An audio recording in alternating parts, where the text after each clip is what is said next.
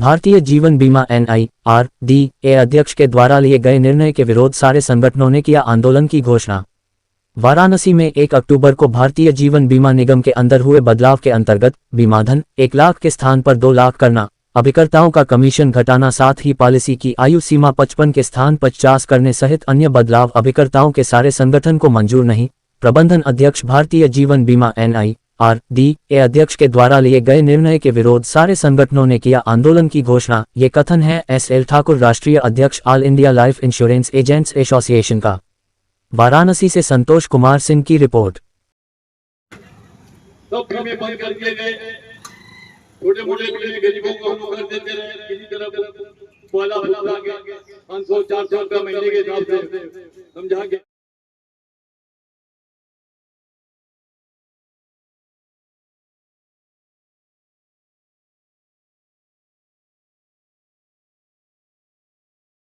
परिचय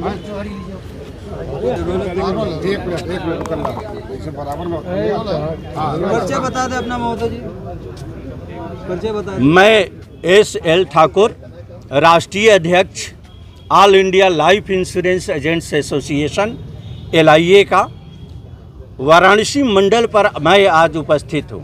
क्या बात है अध्यक्ष? All India life insurance agent association आज 1 अक्टूबर 2024 के प्रबंधन द्वारा लिए गए निर्णय के विरोध आंदोलन के रास्ते पर है। मैं स्पष्ट शब्दों में मीडिया बंधुओं के माध्यम से ये बताना चाहता हूँ कि भारतीय जीवन बीमा निगम के अंदर आमूलचूल परिवर्तन किया गया है। इस आमूलचूल परिवर्तन की मार पॉलिसी धारक सहित, अभिकर्ता सहित संस्था के सारे विंग पर होगी और भारतीय जीवन बीमा निगम की स्थिति बद से बदतर होगी। इसके पीछे बहुत ही बड़ा षड्यंत्र है। मैं कहने में जरा सा भी हिचक नहीं रखता कि ये देशी विदेशी पूंजीपतियों की चाल है और भारत सरकार की नीतियां यहाँ से मैं कह सकता हूँ कि कहीं से भी दुरुस्त नहीं है। भारत सरकार भारतीय जीवन बीमा निगम की स्थिति ठीक दूरसंचार के जैसा बनानी चाहती है और प्राइवेट सेक्टर में इसे देना चाहती है।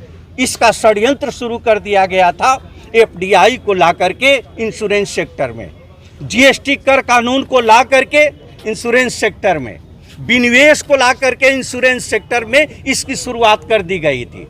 All India life insurance agent association हमेशा सजग प्रहरी के जैसा संघर्ष करता रहा इन नीतियों के विरोध और सभी संगठन के लोगों को ये सचेत करता रहा कि भारतीय जीवन बीमा निगम के ऊपर बहुत ही प्रबल प्रहार होने वाला है। आज वो 10 वर्षों के बाद देखने को मिला, लेकिन संगठन ये दावा करता है कि संगठन ने 10 वर्ष पूर्व चेताया था भारतीय जीवन बीमा निगम के ऊपर बहुत बड़ा अटैक होगा, जो कि 1 अक्टूबर 2024 को किया गया। और आज प्रबंधन पूरी तरीके से मुक्त दर्शक की स्थिति में है। मैं मीडिया बंधुओं के माध्यम से ये कहना चाहता हूँ कि केंद्रीय कार्यालय में बैठे हुए अध्यक्ष भारतीय जीवन बीमा निगम के अध्यक्ष महोदय, IRDA के अध्यक्ष महोदय और मेरी आवाज़ वित्त मंत्रालय तक आप सबके माध्यम से पहुँचे कि भारतीय जीवन बीमा निगम के ऊपर कुठाराघात का मतलब है कि करोड़ों लोगों के ऊपर कुठाराघात करना। यहाँ लाखों लोग बेरोजगार होंगे, जिसकी जिम्मेदारी होगी भारत सरकार सहित प्रबंधन भारतीय जीवन बीमा निगम और IRDA के अध्यक्ष के ऊपर। ये सच्चाई है, मुझे बताने में जरा सा भी गुरेज नहीं है कि ये परिस्थितियों पर नियंत्रण नहीं किया गया तो बैठ करके बंदरगाह के किनारे नीतियां बनाने वाले, IRDA के निर्देशों का अनुपालन करने वाले, सरकार के निर्देशों के अनुपालन करने वाले, कभी आपने ये सोचा है कि वो सुदूर क्षेत्र में रहने वाला पॉलिसी धारक, सुदूर क्षेत्र में रहने वाला अभिकर्ता अगर 1 लाख की पॉलिसी करके आता है तो कितनी मशक्कत करके वो 1 लाख की पॉलिसी लाता है। जीवन बीमा का कंसेप्ट था कि देश के नागरिकों के घर घर हम बीमा पहुंचाएंगे, बीमा का सुरक्षा कवच पहुंचाएंगे। आज आपने 1 अक्टूबर 2024 के किए गए बदलाव में पर आपने सबसे पहला बदलाव क्या किया? 1 लाख का बीमा धन को 2 लाख आपने बढ़ा दिया, पॉलिसी धारकों के किस्त को आपने बढ़ा दिया, अभिकर्ताओं के कमीशन को आपने कम कर दिया। आपने इतना बड़ा कुठाराघात किया। इसके साथ साथ मैं स्पष्ट शब्दों में कहना चाहता हूं कि जब नींव की ईंट, रीढ़ की हड्डी अभिकर्ताओं के ऊपर प्रहार किया गया, तो ये सच्चाई है मेरे दोस्तों कि भारतीय जीवन बीमा निगम के अंदर बहुत ही बड़ा परिवर्तन ये होगा। और अगर हम लोग समय रहते सब लोग नहीं चेतेंगे तो भारतीय जीवन बीमा निगम को बचाना बहुत ही मुश्किल होगा।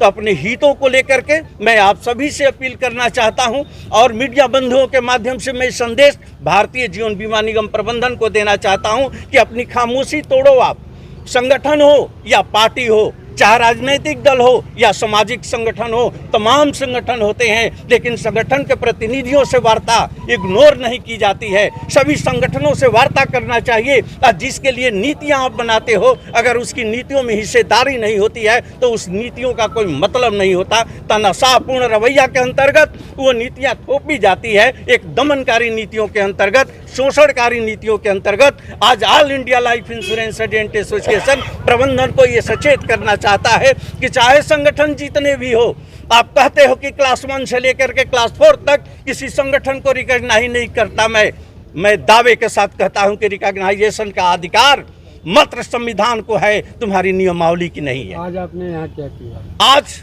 अगर हम लोगों ने इन सारी नीतियों को लेकर के ये निर्णय सारे संगठन के लोगों ने लिया है, भारतीय जीवन बीमा निगम के अंदर जितने संगठन कार्यरत हैं अभिकर्ताओं का, सभी आंदोलन की राह पर है और सभी ने मिल करके ये आंदोलन करने का निर्णय लिया है।